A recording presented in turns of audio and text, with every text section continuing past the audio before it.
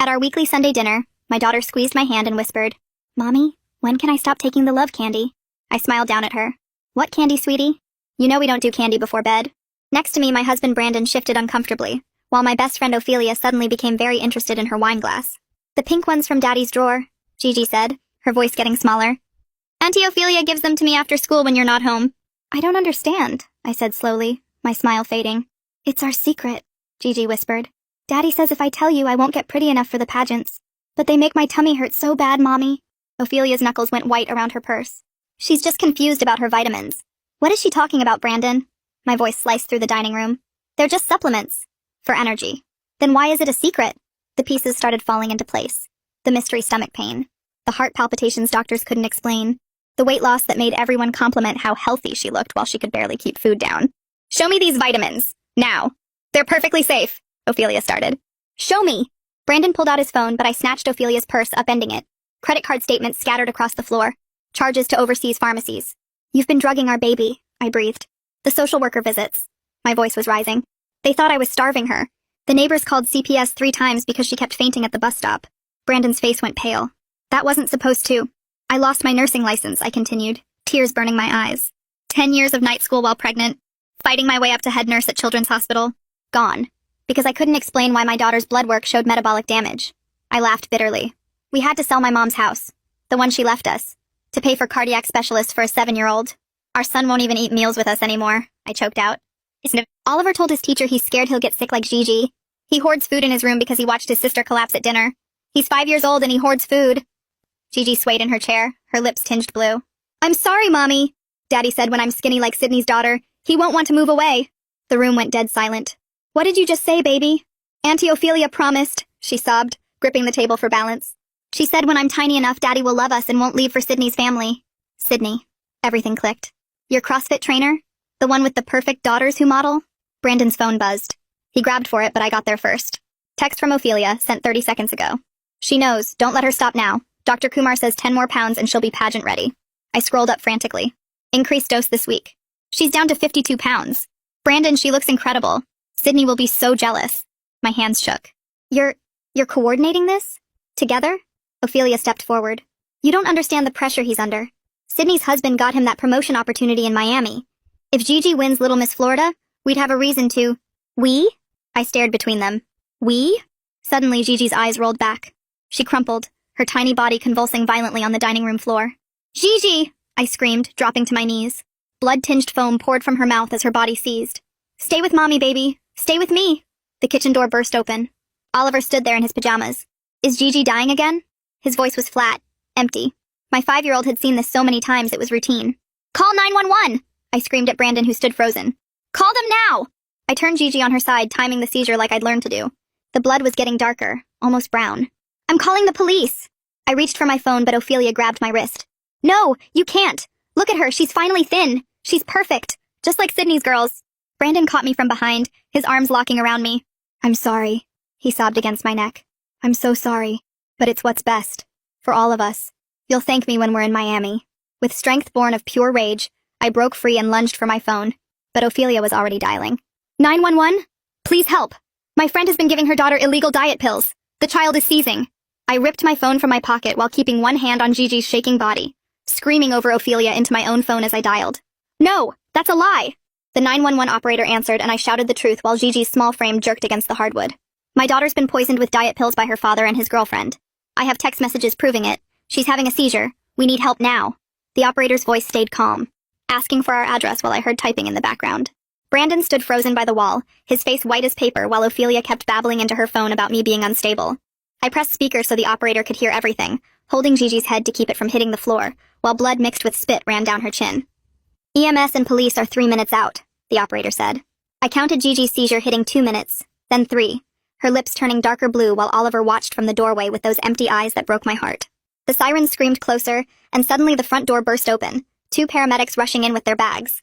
The first one, a young guy with steady hands, dropped beside us and started checking Gigi's vitals while his partner, an older woman, got the oxygen mask ready. "How long has she been seizing?" I told them 4 minutes now while showing them Brandon's phone with the texts about the pills. "I'm a nurse. My license is suspended, but I know what I'm seeing. She's been given stimulants, probably mixed with thyroid medication." The woman paramedic nodded, calling it into the hospital while they got an IV started in Gigi's tiny arm. A patrol officer walked through the door just as they were loading Gigi onto the stretcher, his hand on his radio as he looked between all of us. "We need statements from everyone," he said, but the male paramedic cut him off. "The kid comes first. You can sort it out at the hospital." Brandon started following the stretcher, but the officer stopped him. "Sir, I need you to stay here." Brandon tried his vitamin story again, but I shoved my phone at the officer, showing him screenshot after screenshot.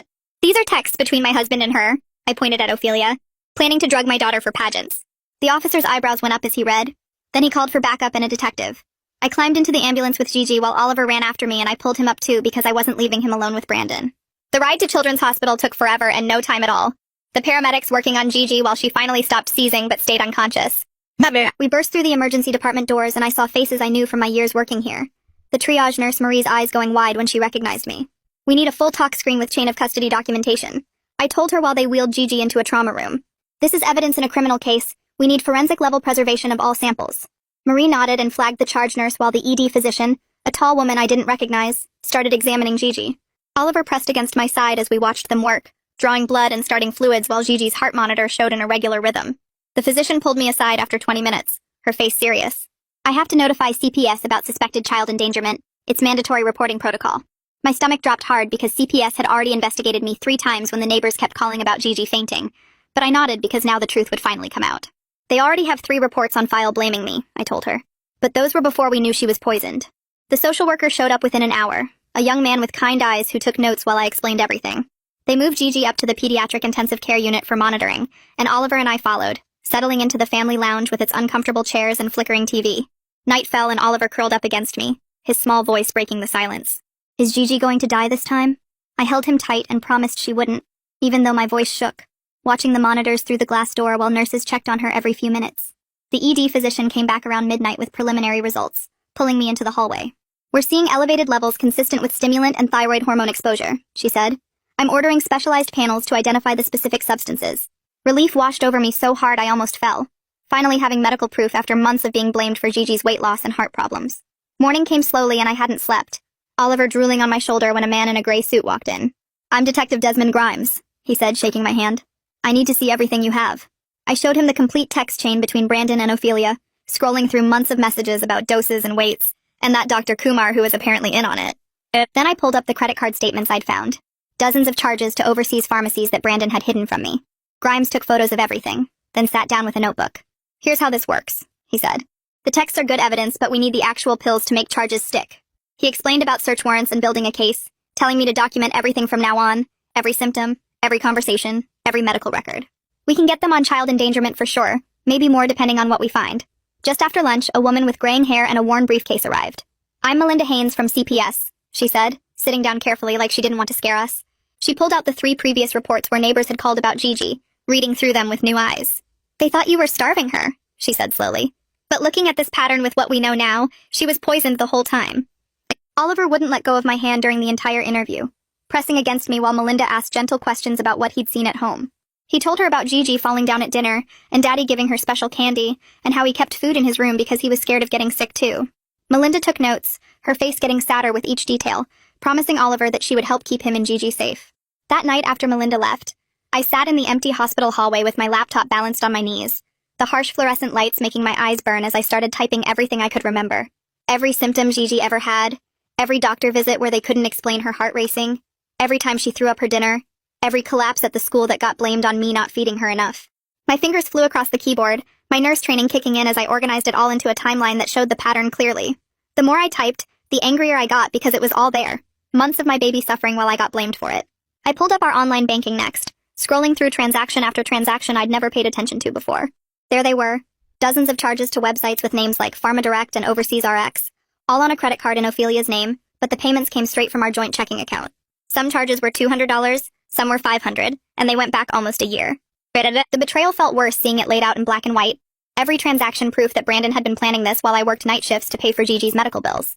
I took screenshots of everything, saving them to 3 different cloud accounts because I wasn't taking any chances with this evidence disappearing.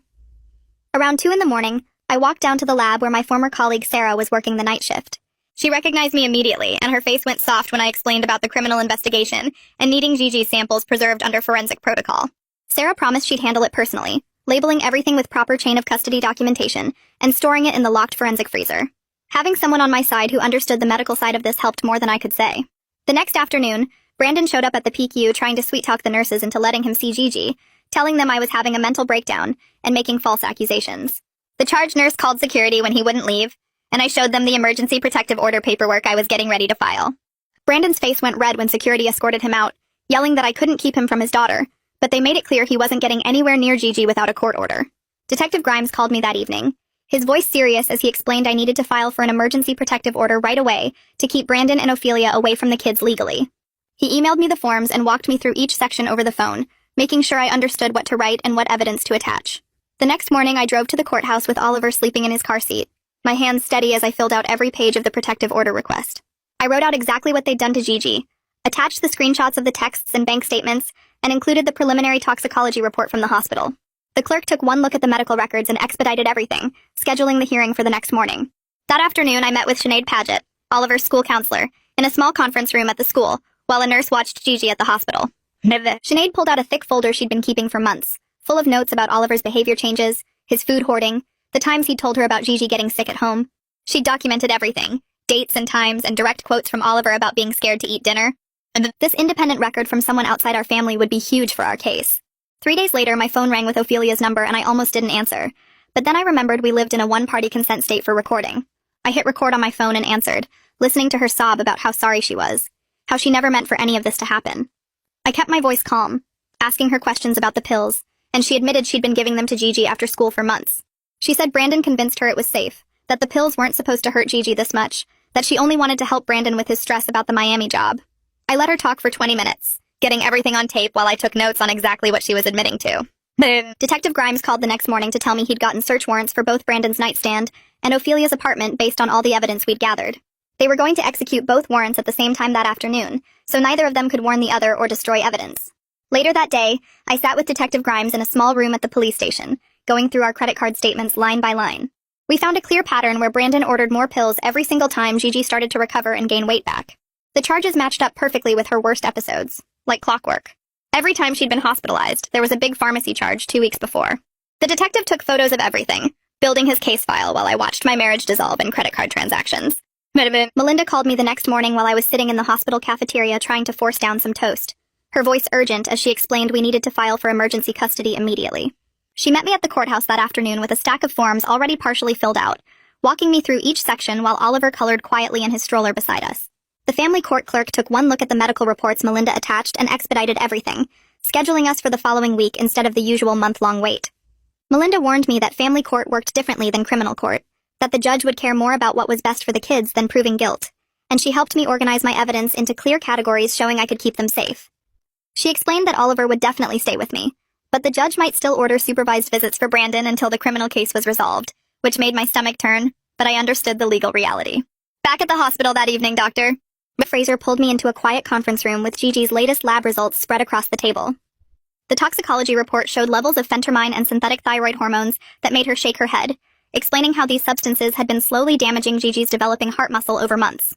She pointed to specific numbers on the cardiac enzyme tests, showing ongoing damage that would need years of monitoring, maybe medication for life. I took notes on everything, my old nursing knowledge helping me understand the medical terms, while also making it worse because I knew exactly how bad this was. The next morning, I met with Cormac Davenport in his small office downtown, bringing copies of all the new evidence that proved I'd been telling the truth about Gigi's symptoms all along. He reviewed my nursing board suspension paperwork alongside the toxicology reports, nodding as he saw how the timeline matched up perfectly, how every symptom I'd reported was now explained by the poisoning. He thought we had an excellent case for reinstatement since the suspension was based on suspicions that were completely false, and he started drafting the appeal right there while I watched. Later that day, Sinead called me to her office at Oliver's school, handing me a thick folder she'd been keeping for months without telling anyone. Inside were dated notes about every time Oliver mentioned Gigi being sick. Every day she'd collapsed at pickup. Every absence. Every concerning comment from teachers who'd noticed the pattern, but didn't know what to make of it. She'd documented Oliver telling her about watching Gigi throw up after taking Daddy's special vitamins, about being scared to eat dinner, about hiding crackers under his bed in case he got sick too. This independent record from a mandatory reporter who'd been watching our family deteriorate would be huge for both the custody case and clearing my name. That night, while I was helping Oliver brush his teeth, my phone started blowing up with notifications from friends sending me screenshots of Brandon's Facebook posts. He'd written this long thing about how I had Munchausen syndrome, how I'd been making Gigi sick for attention, how he was just trying to protect his daughter from her mentally ill mother. I screenshot everything before he could delete it, remembering Detective Grimes telling me to document everything but not engage, to let Brandon keep talking and digging his own hole deeper. The next day, Detective Grimes called to tell me he'd interviewed Sydney at her house, and while she claimed she knew nothing about the pills, her story kept changing. First she said she barely knew Brandon, then admitted he came to her gym 5 days a week, then finally admitted he was desperate to move to Miami for the promotion her husband had offered him. She let slip that Brandon had promised to bring his pageant-ready daughter to Miami, that her husband's company loved hiring executives with picture-perfect families, and the pressure to have the right image suddenly made more sense. Meanwhile, Melinda spent hours going through the old CPS reports with fresh eyes, marking every place where Brandon or Ophelia had deflected blame onto me. Every time they'd suggested I was unstable or neglectful while they were literally poisoning my child. She showed me how they'd manipulated every interview, always being helpful and concerned while subtly pointing fingers at me, creating a pattern of suspicion that almost cost me everything. She typed up an official addendum removing all concerns about my parenting from the file, stating clearly that I'd been the victim of false accusations while trying to protect my daughter from medical abuse. But 2 days later, Detective Grimes called me with big news. Ophelia had broken during questioning and admitted everything. She'd been giving Gigi pills after school for 6 months, crushing them into juice or yogurt, increasing the dose whenever Brandon texted her that Gigi was gaining weight. She claimed Brandon manipulated her, that she thought the pills were safe supplements at first, but she admitted she kept giving them even after seeing how sick Gigi got. She'd agreed to testify against Brandon in exchange for lesser charges, providing emails and texts going back over a year showing their whole plan. The hospital responded to all this by implementing strict security measures, putting Gigi on a restricted visitor list with only me and my parents allowed in without prior approval.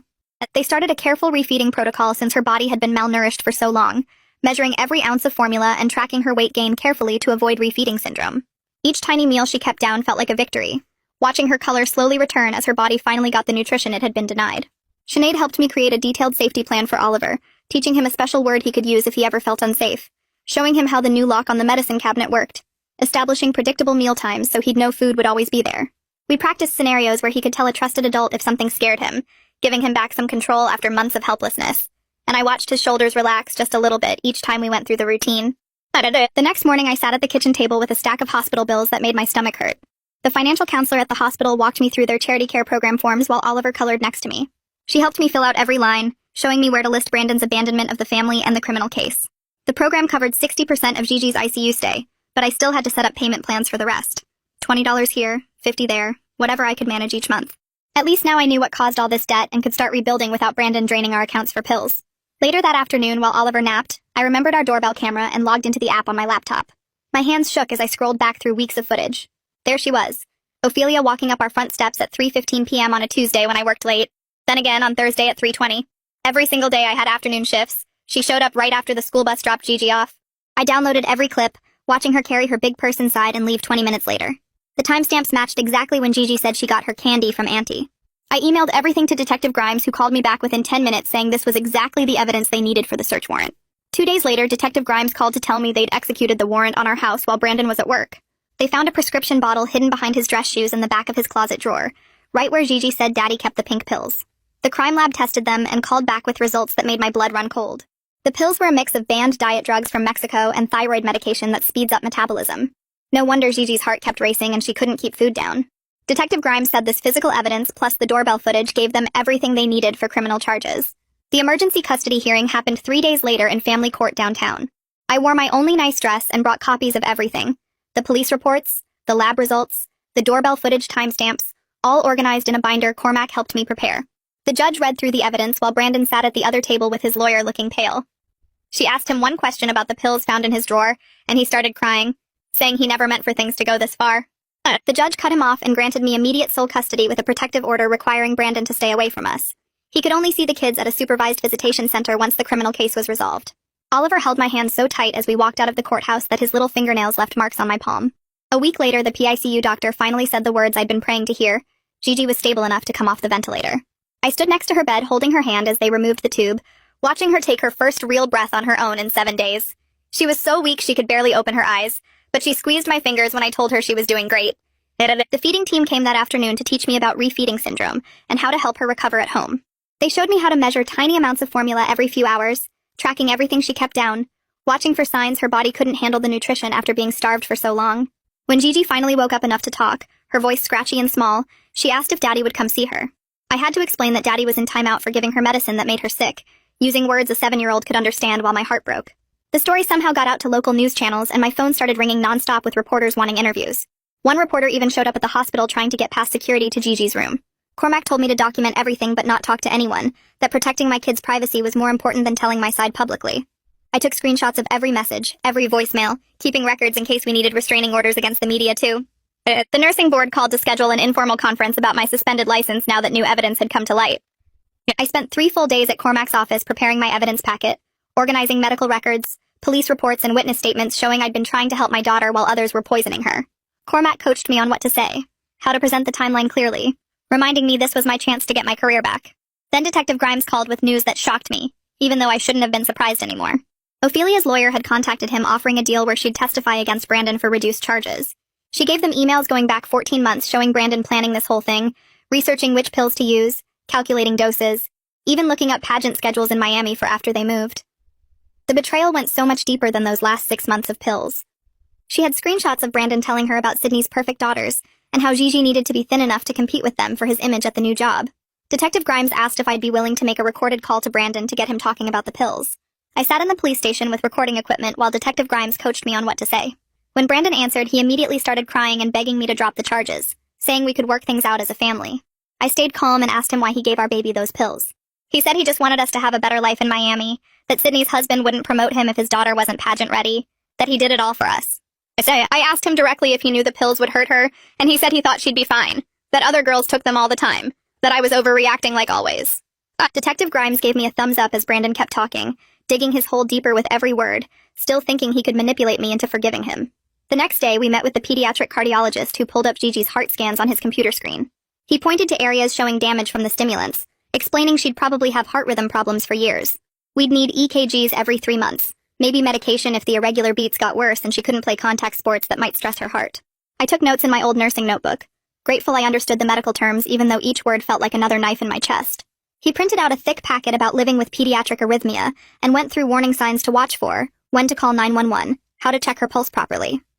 This wasn't going away anytime soon, but at least now we knew what we were dealing with and could get proper treatment instead of being blamed for mysterious symptoms. The next week, Sinead called to set up Oliver's first therapy session at the school, explaining she'd use play therapy to help him work through everything he'd seen. I walked him to her office that first Thursday morning and watched him clutch his backpack straps so tight his knuckles went white. She had toys and art supplies spread across a low table and let him pick what he wanted to do while I waited outside. Through the door, I heard her asking him to draw his family, and my heart broke when she showed me the picture later with just me, him, and Gigi, no daddy anywhere on the page. She said this was normal and would take time, but at least he was starting to express his feelings instead of keeping them locked inside. 3 days later, my phone rang from a number I didn't recognize, and when I answered, Brandon's voice made my blood run cold. He was calling from a burner phone even though the protective order said no contact at all. His words came fast and angry, saying if I didn't drop the charges, he'd find a way to take the kids, that no judge would let them stay with someone who lost their nursing license. I grabbed my other phone to record while keeping him talking, letting him dig his hole deeper with each threat. He said he knew people who could make things hard for me, that I'd never work as a nurse again if I kept pushing this. The second he hung up, I called Detective Grimes and played him the recording. He came to take my statement that afternoon and said this violation would hurt Brandon bad in court since it showed he couldn't follow basic rules. 2 weeks passed before the district attorney's office called to say they were filing formal charges against both Brandon and Ophelia. The prosecutor explained Brandon faced 3 counts of child endangerment, plus administering harmful substances to a minor, and conspiracy charges that could mean serious prison time. Ophelia got charged as an accomplice, which carried less time but still meant she'd have a criminal record forever. The arraignment got scheduled for the following Monday at the courthouse downtown. I sat in the back row watching Brandon stand before the judge in an orange jumpsuit, while his lawyer argued for reasonable bail. The judge read through the charges and the evidence, including the protective order violation from the burner phone call. She set bail at $200,000 with strict conditions including GPS monitoring and absolutely no contact with me or the kids. Brandon's parents sat in the front row, and his mother started crying when she heard what her son had done to Gigi. They posted his bail but wouldn't look at him when he walked out. Meanwhile, Cormac worked on getting my nursing license back, filing a motion for reconsideration with all the new evidence showing I'd been blamed for symptoms I was trying to treat. The board scheduled a hearing for next month, and Cormac said they seemed open to reversing the suspension, since the real cause of Gigi's illness was now clear. He helped me organize every piece of evidence, including the criminal charges against Brandon and Ophelia, plus statements from the doctors who'd treated Gigi. Melinda came by the house for her follow-up assessment, watching how the kids were doing now that Brandon was gone. Oliver actually ate dinner at the table while she was there, and Gigi showed her the art projects she'd been working on during recovery. Melinda wrote in her report that both kids were stable and safe with me, that Oliver was showing improvement with therapy, and Gigi was getting stronger every day. She recommended closing the emergency intervention since there was no danger anymore, and said the system that once suspected me was now protecting us from the real threat. A week later, I found a letter in my mailbox with Ophelia's return address on it. My hands shook as I opened it and read her begging for forgiveness, claiming she loved Gigi like her own daughter and never meant for things to go this far. She wrote that Brandon manipulated her and she just wanted to help make him happy, that she never thought the pills would really hurt Gigi. I didn't respond and gave the letter to Detective Grimes for evidence, maintaining the no-contact order because her choices nearly killed my daughter, and forgiveness wasn't mine to give. The hospital's financial counselor called with good news that the charity care program approved coverage for most of Gigi's medical bills from this whole nightmare. I still owed about $15,000, but they set up a payment plan I could manage if I picked up extra shifts. I started working per diem at a walk-in clinic 3 days a week. Not the head nurse position I'd lost, but honest work that helped pay bills while I waited for my license hearing. Every Thursday night, I went to a support group at the hospital for parents of kids with medical problems. The first time I walked in, I felt like everyone would judge me. But when I shared our story, other parents nodded with recognition. One mother said her ex-husband had given their son steroids for sports without telling her, and another woman's mother-in-law had been sneaking allergy medication that made her granddaughter sick. We weren't alone in dealing with family members who hurt our kids while claiming to help them. 6 weeks after the arraignment, the prosecutor called to say the grand jury returned indictments against both Brandon and Ophelia. She explained this meant there was enough evidence for a real trial, though she thought Brandon would probably take a plea deal rather than risk a jury verdict. She walked me through how plea bargains worked and what to expect if he took one versus going to trial. Either way, it would be months before anything got resolved, but at least the legal system was moving forward and taking this seriously. 3 weeks later, I sat in the school conference room with Sinead while we went through every detail of Gigi's medical needs for her return to class. The principal took notes as we mapped out bathroom breaks every 2 hours, snacks at specific times to keep her blood sugar stable, and a quiet space where she could rest if her heart started racing. Sinead handed out copies of the 504 plan to each teacher, making sure everyone understood that Gigi might need to leave class suddenly if she felt dizzy or sick. The nurse showed me where they'd keep her emergency medications, and we practiced the protocol for calling me if anything happened. Small steps, but each one felt huge after everything we'd been through. That same week, Cormac called with news from the nursing board meeting where they reviewed all the evidence showing I'd been blamed for symptoms I was actually trying to treat. They voted to give me provisional reinstatement with a supervisor checking my work for 6 months. Not the full clearance I wanted, but enough to start working again while the criminal case moved forward. Cormac said this was a major win considering how hard it is to get a suspended license back, and that full reinstatement would probably come after the trial ended. I cried when I got the letter because it meant I could support my kids without depending on anyone else's money. Melinda came by the house one last time with paperwork showing CPS was officially closing our case and moving us to voluntary monitoring where I'd just check in monthly to update them on the kids' progress. She sat at my kitchen table going through her final report, pointing out how every concern from the old investigations made sense now that we knew about the poisoning. The system that once suspected me of starving my daughter now recognized I'd been fighting to save her the whole time. She'd never seen a case reversed so completely in 20 years of doing this work. 2 days before the trial date, I met Detective Grimes and the prosecutor at the courthouse to practice my testimony. They walked me through every question they'd ask and warned me about what Brandon's lawyer might try to bring up to make me look bad. My hands shook holding the water glass, but my voice stayed steady as I practiced describing finding those texts, watching Gigi seize, learning what they'd done to her. The prosecutor said I'd make a strong witness because I had specific dates and medical records for everything. Detective Grimes reminded me to just tell the truth and let the evidence speak for itself. The morning of the trial, Brandon's lawyer called mine to say he'd take a plea deal for child endangerment with mandatory treatment and supervised visits only at a court facility. He'd get probation instead of prison, but would have to complete parenting classes and stay away from us, except for those monitored visits once a month. The prosecutor said this was actually good, because it meant no trial where the kids might have to testify, and Brandon admitted guilt on the record. I wanted him in prison, but keeping him away from us mattered more than revenge.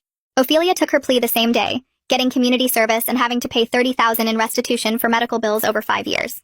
The judge made the no-contact order permanent, meaning she could never come near us again, or she'd go straight to jail. Watching her in court with her hair unwashed and dark circles under her eyes brought no satisfaction, just sadness that someone I'd trusted for so long could hurt my baby, for a man who didn't even love her. Finally, after 2 months in the hospital, Gigi came home with a thick binder of care instructions, including cardiology appointments every 2 weeks, special nutrition shakes 3 times a day, and therapy twice a week. She'd gained 5 pounds, and her cheeks had color again, instead of that scary gray tint. Oliver helped me set up her room with new butterfly decorations and a special chart, where she could track taking her real medications that would help her heart heal. He even made her a welcome home sign with glitter that said, "Best sister ever," and hung it on her door. We started having family dinners again 3 nights a week with Oliver actually sitting at the table instead of taking food to his room. He still kept crackers in his nightstand, and sometimes I'd catch him watching Gigi eat like he was making sure she wouldn't fall over. But seeing her keep food down and laugh at his jokes helped more than any therapy session. Progress wasn't a straight line, but we were moving forward together, learning to trust that meals could be safe again. Cormac confirmed the nursing board approved me for regular shifts with supervision at the clinic, rebuilding my career one day at a time. The income was half what I made as head nurse, but steady enough to pay rent and buy groceries without panic. My supervisor said I was doing great, and would probably get full clearance within 3 months if everything kept going well. After getting nasty messages from Brandon's family and people who only knew his version of events, I deleted all my social media accounts to focus on healing instead of defending myself to strangers. Every violation of the protective order got documented and sent to Detective Grimes, who warned Brandon's family that harassment would mean criminal charges for them too. Peace mattered more than public vindication, and my kids needed me present, not fighting battles online. The family court judge looked at Brandon's lawyer while shuffling through the thick stack of papers on her desk. 2 months had passed since the plea deal, and now we sat in the wood-paneled courtroom to finalize custody. Brandon sat across the aisle in his best suit, hands folded like he was at church. His lawyer kept pushing for mediation, saying we could work things out privately without all these restrictions. I shook my head when my lawyer looked at me. Some things can't be mediated away. The judge agreed and signed the order giving Brandon 1 supervised visit per month at the county visitation center. He'd have to check in with security, stay in the monitored playroom, and leave when the hour was up. No overnight visits, no taking them to his apartment, no unsupervised contact until they turned 18. The bailiff handed me my copy of the order, and I tucked it into my folder with all the other court documents. Detective Grimes met me in the courthouse lobby the next week with a box of paperwork and evidence photos. The case was officially closed now that both Brandon and Ophelia took their pleas. He handed me a card with victim resources and wrote his personal cell number on the back. Said to call if Brandon violated the order or if we needed anything. He'd worked dozens of child abuse cases, but said ours was one of the strongest he'd seen. The evidence was so clear that Brandon had no choice but to take the deal. Justice wasn't perfect since he avoided prison, but at least my kids were safe. I drove to what used to be my mother's house after leaving the courthouse. The new owners had already painted it yellow and put up different curtains. I sat in my car looking at the kitchen window where she used to stand washing dishes while I did homework at the table. She'd raised me alone after Dad left, working double shifts at the factory to keep us fed. The house was gone now, sold to pay for specialists who couldn't figure out what was wrong with Gigi because the real problem was her own father. But Mom's strength lived on in how I protected my children. She would have fought just as hard. That afternoon, Gigi came home from the school with a permission slip for art club. She'd been back in class for 3 weeks now, and her teacher said she was doing great. I asked if she was sure she didn't want to try pageants again since we still had all her dresses and costumes in the closet. She shook her head hard and said she never wanted to wear those clothes again. Art club met on Tuesdays and Thursdays, and she could paint whatever she wanted. We spent the evening bagging up every pageant dress, every pair of dance shoes, every sparkling tiara and hair bow. She helped me carry the bags to the donation bin at the church, watching them disappear into the metal container. She was choosing her own path now.